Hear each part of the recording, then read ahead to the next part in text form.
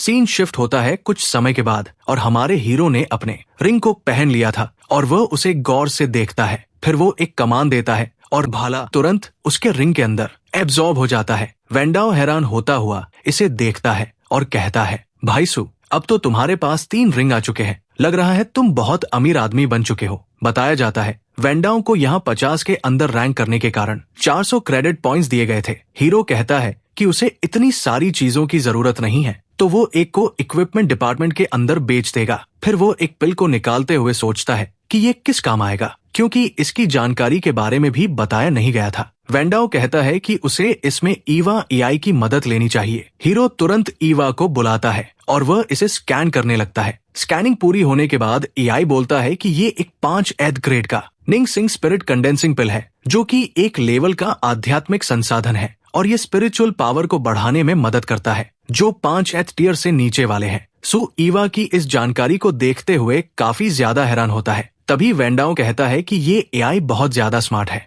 जो कि best material, अलग अलग मटेरियल को भी आसानी से पहचान सकता है। सो काफी इम्प्रेस होता है और कहता है काश वो इसे वाइल्डनेस के अंदर भी ले जा सकता। वेंडाओ कहता है कि ऐसी प्रोडक्ट खरीदी जा सकती है, अगर वो चाहे तो अपने लिए एक ले सकता है। कुछ समय के बाद हीरो ट्रेनिंग हॉल पर गया था और वो अपने सिस्टम पैनल में अपने स्टैट्स को देख रहा था, जहां बताया जाता है कि उसकी फिजिकल बॉडी 1321 और स्पिरिट एनर्जी 987 है और वो स्पिरिट कंडेंसिंग पिल को पकड़ते हुए सोचता है अभी के वक्त उसके लिए फिजिकल और स्पिरिचुअल पावर को और बढ़ाना थोड़ा मुश्किल हो चुका है, पर शायद ये पिल उसे इसमें कुछ मदद कर सके और वो इसे खा लेता है। एक सीमा तक पहुंचने के बाद कोई भी अपनी क्षमता बढ़ा नहीं सकता था। निगलने के कुछ ही समय बाद उसने महसूस किया कि उसकी सोच पहले से ज्यादा साफ हो गई है। वो इंस्टिंक्टिवली अपना सिस्टम पैनल खोलता है। शारीरिक शक्ति 1321, उसकी स्पिरिचुअल पावर 50 पॉइंट बढ़ चुकी थी और वो 1000 के पार पहुंच गया था। उसका शरीर हमेशा से उसकी आत्मिक शक्ति से ज्यादा मजबूत रहता था, इसलिए ये बढ़त उसे बेहद पसंद आई। अपने शरीर में उभरती ऊर्जा को महसूस करते हुए जिंग ने सोने से पहले थोड़ी ट्रेनिंग करने का फैसला किया। अगली सुबह अपनी रोज की प्रैक्टिस खत्म करने के बाद वो सीधे मोदू के इक्विपमेंट डिपार्टमेंट पहुंचा। उसकी 2 1 घन मीटर वाली स्पेशल रिंग्स मोदू एबिलिटी यूनिवर्सिटी की नहीं थी, इसलिए लाटाकर वो उन्हें सिर्फ दाशिया करेंसी में बेच सकता था। हर रिंग 35 मिलियन में बिकी, यानी दोनों मिलकर 70 मिलियन। इक्विपमेंट डिपार्टमेंट से बाहर निकलते समय उसके बैंक कार्ड का बैलेंस 100 मिलियन से भी ऊपर जा चुका था। आखिरकार मेरा छोटा सा लक्ष्य पूरा हो गया, जिंग मिंग ने हल्की भावुकता से सोचा। सच में एबिलिटी यूजर्स पैसे कितनी आसानी से कमा लेते हैं। इक्विपमेंट बिल्डिंग की तरह ही अल्केमिस्ट डिपार्टमेंट भी अलग बिल्डिंग में था। जिंग ने एक क्यू नंबर निकाला। सुबह के सिर्फ 10 बजे थे, लेकिन ऊपर की मंजिल पर पहले से ही 30-40 लोग इंतजार कर रहे थे। अभी नंबर 14 चल रहा था और उसका नंबर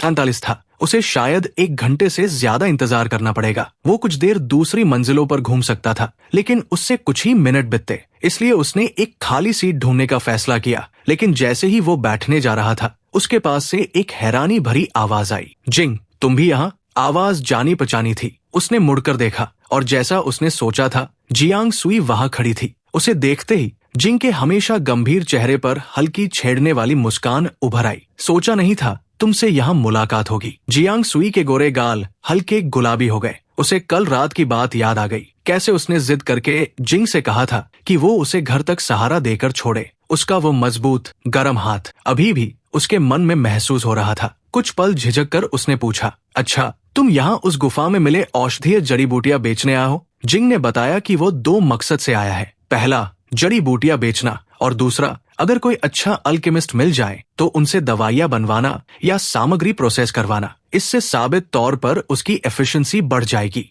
ये सुनते ही जियांग सुई की आंखें चमक उठीं। अल्केमिस्ट ढूंढ रहे हो? क्या तुम्हें यहाँ कोई बहुत ही बेहतरीन और सांस रोक देने वाली खूबसूरत लड़की दिखाई नहीं दे रही? फिर जरा सा सीना तान लिया, जैसे वो अपने चेहरे पर ही लिख देना चाहती हो कि अल्केमिस्ट तो मैं ही हूँ। जिंग मिंग ने भौं उठाई, लेकिन तुम तो बेसिकली एक नौसिखिया नहीं हो। किसने कहा मैं नौसिखिया हूँ? जियांग सुई तुरंत विरोध में बोल उठी, मैं एक सर्टिफाइड रैंक 2 अल्केमिस्ट हूँ। कुछ रैंक 2 की गोलियां बनाना मेरे लिए तो बहुत आसान है। वो आगे बोली, और हाँ, मैं अब जंगलों में जाकर फिल्मिंग नहीं करने वाली। मैं पूरी तरह अल्केमिस्ट की राह पर ध्यान देना चाहती हूँ। ये सुनकर जिंग मिंग सच में हैरान हो गया। दोनों एक शांत कोने में जाकर बैठ गए। धीरे धीरे माहौल थोड़ा गंभीर हो गया और जियांग सुई के चेहरे पर हल्की उदासी उतर आई। कुछ देर बाद जिंग मिंग ने पूछा, तो तुम अब वाकई जानवरों को हंट करने वाले वीडियो नहीं बनाओगी? उसके पास बैठी जियांग सुई ने लंबी सांस ली। जो पिछली बार हुआ उसके बाद मुझे एहसास हुआ कि शायद जंगल मेरी जगह नहीं है। मैं वीडियो तो बनाऊंगी, लेकिन अब वो ज्यादा डेली लाइफ वाले होंगे, जैसे दवाइयों की तैयारी, पिल रिफाइनिंग, इसी तरह की चीजें। जिंग ने सोचा, लेकिन इस तरह वीडियो बदलोगी तो तुम्हारे फॉलोअर्स कम नहीं हो जाएंगे? बिल्कुल होंगे। जियांग सुई के खूबसूरत चेहरे पर एक जटिल सी भावनाएं उभर आई। मैं अनाथ हूँ। मेरे माता पिता शहर पर हुए जानवरों के हमले में मारे गए थे। तब मैं मुश्किल से 10-11 साल की थी। मोडू एबिलिटी यूनिवर्सिटी में दाखिला मुझे सिर्फ इसलिए मिला क्योंकि मैंने माइनस रैंक की आइस एबिलिटी जागृत की और बहुत मेहनत की। यूनिवर्सिटी आने के बाद मेरी आर्थिक हालत सच में बहुत खराब थी। इत्तेफाक से मैंने एक बी स्टैंटिंग वीडियो अपलोड किया और वही वायरल हो गया। चूंकि मैं पॉपुलर हो गई, मुझे आर्मर और वेपन ब्रांड से स्पॉन्सरशिप मिलने लगी। कमाई ठीक थी, पर सच कहूँ तो मुझे जंगल में रहना कभी पसंद नहीं था। उसकी आवाज थोड़ी धीमी पड़ गई। जिस चीज में मेरा असली मन लगता है वो है अकेले बैठकर अल्केमी सीखना और दवाइयां बनाना। जिंग मिंग ने हल्की मुस्कान के साथ कहा, अच्छा है, तुम्हारी नई राह कामयाब हो, शुभकामनाएं।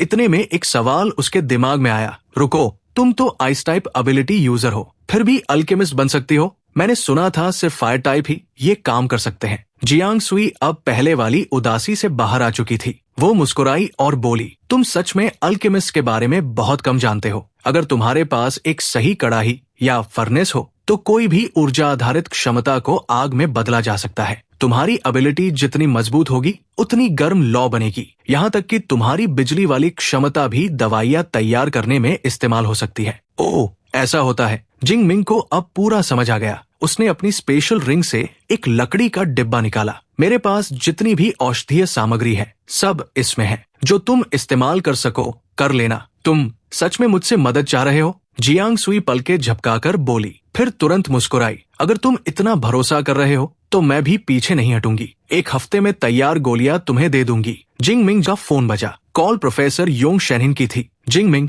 हम वापस आ गए हैं, क्या तुम अभी आ सकते हो? जी सर, मैं अभी आता हूँ। टीचर्स विला डिस्ट्रिक्ट, घर नंबर 23। विला के लिविंग रूम में प्रोफेसर योंग शेनहिन और लू मिंग के अलावा 2 और लोग मौजूद थे, तुई और डोंग्यू। तुई मुस्कुराते हुए बोला, तुम कैंपस लौटने से पहले ही स्कूल फोरम पर तुम्हारे कारनामों की ढेरों पोस्टें देख चुका हूँ। वो सच में कमाल का है। मैंने भी पोस्टें देखी थी, डोंग्यू ने मुस्कुराते हुए कहा। फिर उसने उत्सुकता से लू मिंग की ओर देखा। सीनियर लू मिंग, क्या वो वाकई उतना ही मजबूत है जितना आपने कहा? लू मिंग ने शांत भाव से जवाब दिया, तुम अभी खुद देख लोगी, वो तुम्हें पूरी तरह हैरान कर देगा। डोंग्यू ने आंखों में एक अजीब सी चमक के साथ कहा, अच्छा, तो फिर मुझे उसे बहुत ध्यान से जांच करना पड़ेगा। उनका सीनियर जूनियर रिश्ता हमेशा अच्छा रहा था, इसलिए उसे लगा कि शायद लू मिंग थोड़ा बढ़ा चढ़ाकर बोल रहा है। जिंग मिंग विला के लिविंग रूम में दाखिल हुआ। टीचर, उसने आदर से अभिवादन किया। फिर उसकी नजर कमरे में बैठे अनजान पुरुष और महिला पर गई।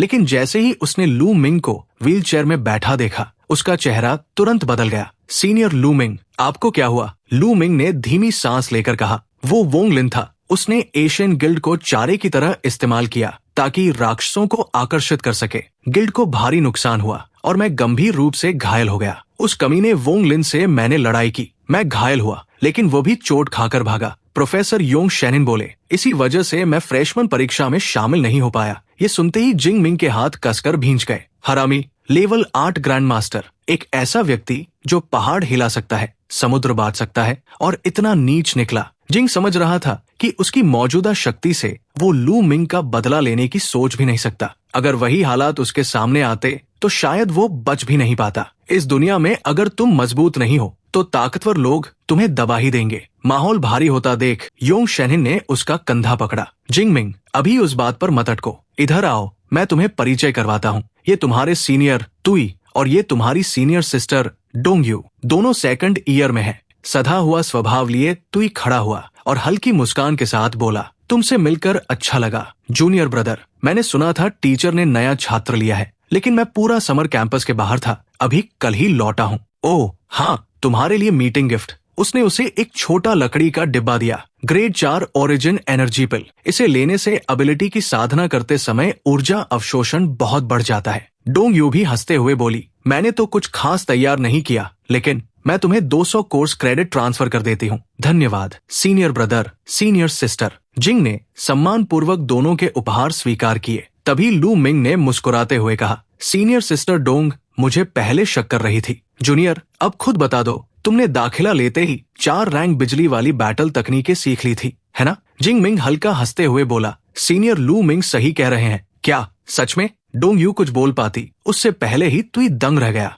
इतनी तेजी से लेवल बढ़ाना और इतनी सारी रैंक तकनीकें सीख लेना। जूनियर, आखिर तुम करते क्या हो? हमें भी कुछ अनुभव बताओ। डोंग यू भी अपने हाल में सोचने लगी। वो खुद अभी अभी हाईटियर लेवल 2 पहुंची थी और जिंग न सिर्फ उसकी बराबरी पर पहुंच गया था, बल्कि उससे ज्यादा रैंक तकनीकें सीख चुका था, वो भी 1 साल बाद प्रवेश लेने के बावजूद। जिंग ने थोड़ा सोचा, फिर बोला, असल में कोई खास तरकीब नहीं है, मेरी समझने की क्षमता बस अच्छी है। मैं किसी युद्ध तकनीक को कुछ बार देख लेता हूँ और फिर उसे सीख लेता हूँ, ज्यादा समय नहीं लगता। फिर मुस्कुराकर बोला, और समझने की क्षमता, ये तो कॉपी नहीं की जा सकती सीनियर सिस्टर। जूनियर, इस तरह बोलोगे तो मेरे दिल पर सीधे चोट लगेगी। डोंग यू ने मजाक में अपना चेहरा ढक लिया। प्रोफेसर योंग शेनहिन ने संतोष से कहा, मुझे तुम्हारी सीखने की क्षमता और मेहनत दोनों से खुशी है। मैं तुम्हारे लिए एक सेलिब्रेशन भोज रखूंगा पहला स्थान लाने पर। कल मैं मौजूद नहीं था, पर डायरेक्टर सुन ने मुझे तुम्हारे प्रदर्शन के बारे में रात को ही सब बता दिया।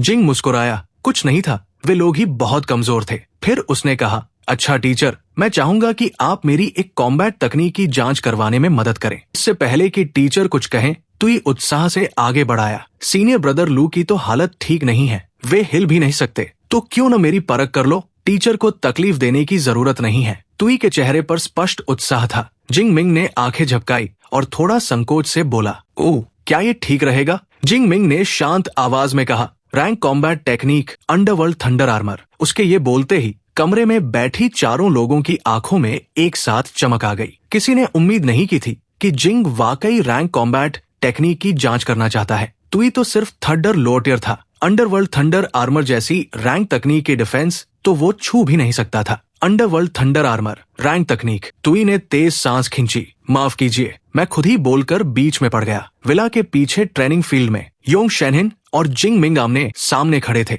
तुई, डोंग यू और लू मिंग किनारे बैठकर देख रहे थे। लू मिंग अब भी व्हील चेयर में था, लेकिन उसकी आंखें तेज उत्सुकता से चमक रही थी। तुई खुद को रोक नहीं पाया और बोला, सीनियर लू मिंग, क्या जूनियर ब्रदर ने सच में रैंक कॉम्बैट टेक्निक सीख ली है? मैंने इसे कॉम्बैट टेक्निक लाइब्रेरी में देखा था। लू मिंग ने गहरी आवाज में कहा, जितना मैं जिंग मिंग को जानता हूँ, वो झूठ नहीं बोलता। ट्रेनिंग फील्ड के केंद्र में जिंग मिंग ने अपनी निगाहें केंद्रित की। नीली बैंगनी बिजली उसके पूरे शरीर में उभरने लगी और देखते ही देखते बिजली की धाराएं मिलकर काले रंग का एक अभेद्य कवच बन गई। कवच की सतह पर बिजली की रेखाएं ऐसे बह रही थी जैसे कोई चमकदार द्रव लगातार उसके ऊपर नाच रहा हो, टकराती, फड़कती, गूंजती हुई, मानो तूफान उसके अंदर कैद हो। वही हीरो एक इंटेंस लुक देता हुआ कहता है, तो फिर इसी के साथ आज की कहानी यही खत्म होती है। अगर आपको ये पार्ट पसंद आया हो तो लाइक जरूर करना और हाइप बटन दबाना मत भूलना। चैनल को सब्सक्राइब भी कर देना। मिलते हैं अगले पार्ट में। बाय।